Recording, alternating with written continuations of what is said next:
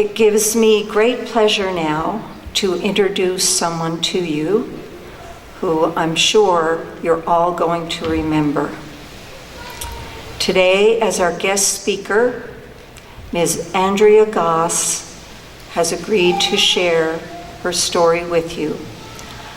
Andrea is the mom of Quinn Butt, our very own little Quinn Butt, age 5, who lost her life in a very horrific manner, and her father has been charged with taking her life.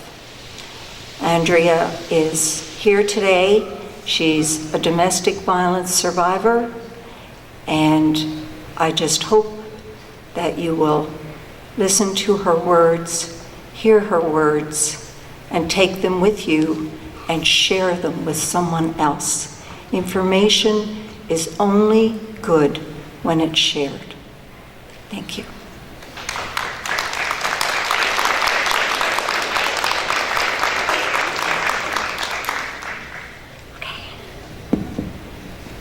Good afternoon.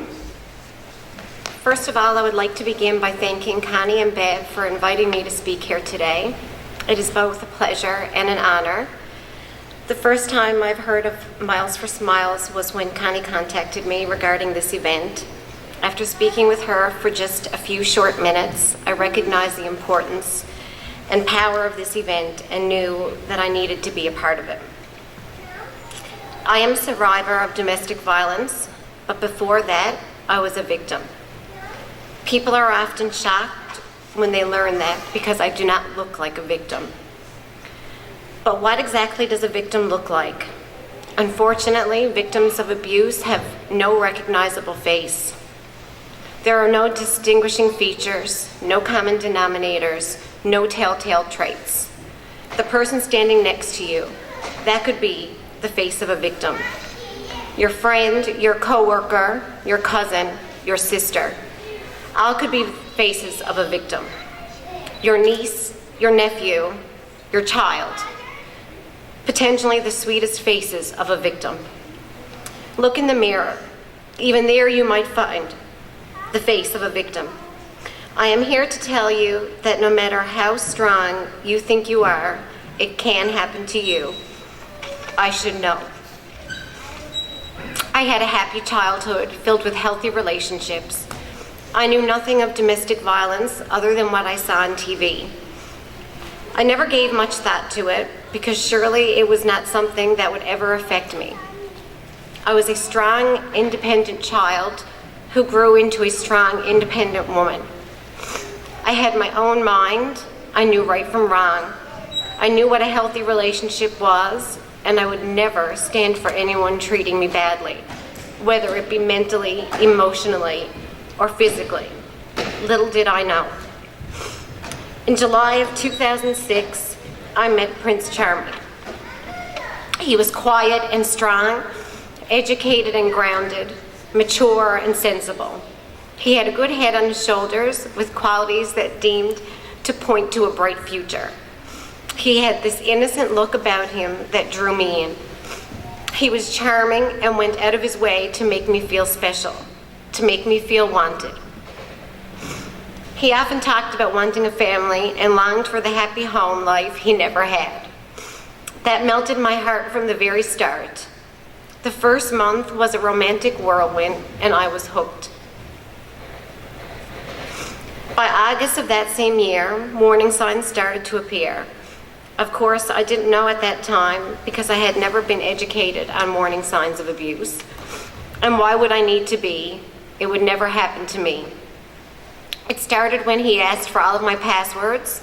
Once he had access to my social media accounts, he started deleting my male friends from them. I don't think I was completely blind. I knew it wasn't right, but in some weird way, I thought it was kind of cute how jealous and protective he was over me. It was clearly a sign of how much he really loved me, right? By October, the warning signs had developed into full-fledged alarm bells. Though I refused to hear them at the time, his emotional and mental manipulation continued, but he added physical control In an attempt to silence me in the midst of a loud argument, he clamped his hands over my mouth with enough force that he dislocated my jaw. He cried afterwards and seemed sincerely sorry. I believed him. And so the cycle of abuse began, though I didn't know it at the time, because I had never been educated on the cycle of abuse. Why would I need to be? It would never happen to me. The abuse continued. It wasn't blatant and was mostly hidden by his masterful manipulation. It was a slow transition. That cute jealousy eventually grew into isolation from my family and friends. This man thrived on power and was used to having control in every aspect of his life. He desperately wanted to exert that control over me. Looking back, it amazes me how easily I was swept off my feet, blindsided by what I thought were displays of love and desire to protect. In reality, it was all just manipulation. Tactics meant to make me feel weak, alone, and helpless. And they worked. But I loved him, and I remembered well those early conversations, the ones where he expressed his desire for that happy family and that happy life. I thought if I could love him enough, I could change him, soften him up by giving him the things he had always dreamed of. So in September of 2008, I married him. The abuse continued, the manipulation and control worsened.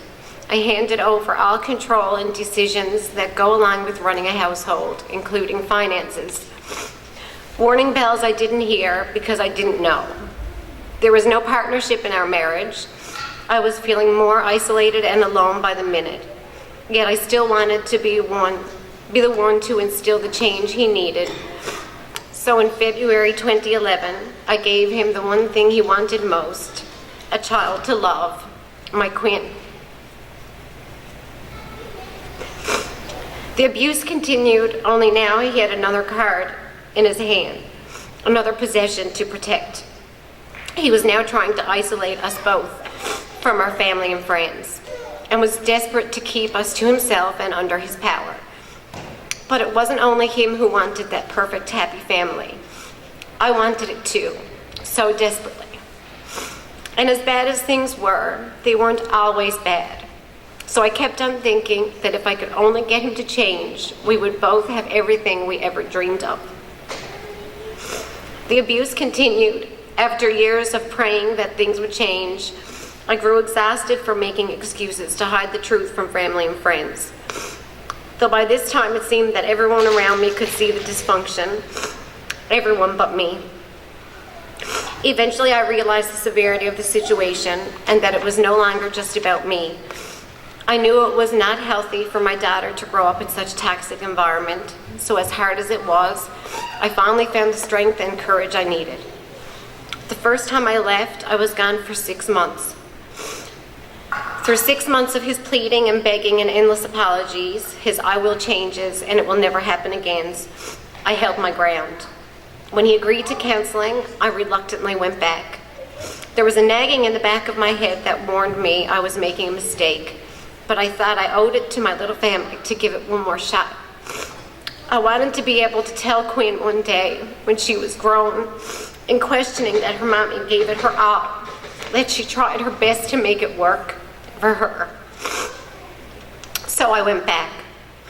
The counseling stopped, but the abuse continued.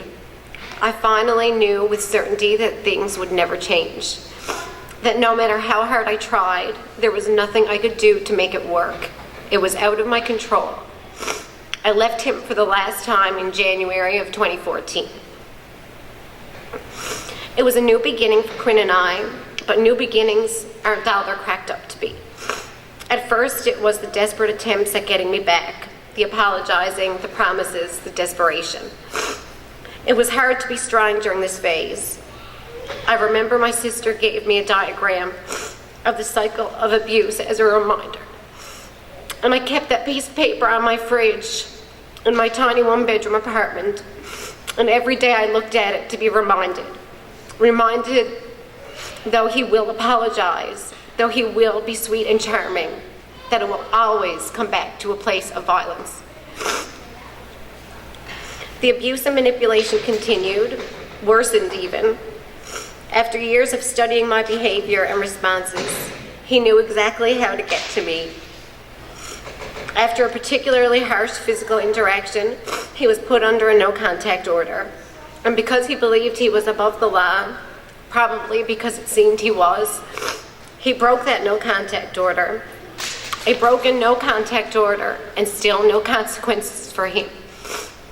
He learned how to use Quinn as a pawn and saw her as a great means to punish and exert control over me. The abuse transferred over to her as he subjected her to what I feel was mental and emotional torture. He learned to manipulate her the same way he had manipulated me, and I was rendered helpless once again. The damage he was inflicting on her left no physical scars, but the emotional scars would surely last a lifetime. I so desperately wanted to protect her from that. I was her mother. It was my job to protect her, and I couldn't. No one would let me. The abuse continued. My ex never played by the rules in our marriage, and the same applied for family court. I remember one time in particular when he kept her against her will, and against my will, and against the court's ruling for a full month. The custody agreement in place at the time was week for week. I had spent Christmas without my little girl that year, and it was hard. But Easter was to be ours. I dropped her off with her father for their week before our holiday. But when I went to pick her up a week later, he wasn't there. No explanation, no discussion, nothing. He refused to let me speak to her on the phone. I was heartbroken and angry and panicked. Surely there was something the courts could do. I quickly learned that there are no consequences for breaking custody agreements. I didn't get my daughter back for Easter that year because it would take a court date to get her back. It would take a full month before the court date would arrive. A full month before he was finally ordered to give her back. Stop for a minute to think about how this situation affected Quinn. A small child, so attached to her mother, kept apart against either of their wishes. Picture the confusion and anguish that must have plagued her little head and her broken little heart as she wondered what had happened to her mommy. Where was she? Why wasn't she calling? Why wasn't she coming to get her? This is how he abused Quinn, by using her to abuse me. And through it all, he was granted access to our child. Despite charges of physical abuse against me, he was granted access to our child. Despite the fact that he never abided by rules set out by the family court, he was granted access to our child. Me, I followed every rule, even though it physically sickened me to pass her over for fear of losing custody altogether. Yet he suffered no consequences, and I still had to hand her back when it was his turn. One thing I've learned through my experiences with family violence and family court is that the system is flawed and desperately needs changing. One day, in the midst of my struggle, my friend got a call from a social worker. They had called to ask her if she thought I would go back to the relationship, because due to reports of abuse, they may have to remove Quinn from the home if I did. That actually makes perfect sense to me. What doesn't make any sense to me is that they were okay with allowing Quinn to go back in his care on her own, without anyone there to protect her. Yes, it is up to us to protect our children, and to properly protect our children, we need to instill change. Quinn was taken from me for the last time on April 24th, 2016. Unfortunately, this time, no court can order him to give her back. I'm sharing all of this with you today for a reason. I am sharing because the system failed me. It failed my child. I'm sharing because it is so important for us to be educated. All of us, as we never know when your face or the face of someone you love could become the face of a victim. I'm sharing because it is time for those in power to finally realize that domestic abuse does not just affect a domestic partner. Children in a violent home automatically become victims themselves. That by simply being in the home, these children become victims of abuse. They are subject to the emotional scars that go along with being forced to look on so helplessly. I am sharing because it is time for those in power to see that if a person is capable of abusing the partner they love so deeply, that they are also capable of abusing the children they love so deeply. I am sharing in hopes that our story, Quinn's and mine, can instill changes in the system, that the system will someday cross-reference those with previous allegations of physical violence with custody proceedings. I am sharing so that in the future, no mother has to stand here and share with you a story like mine. In the end, I am sharing to save lives. Thank you.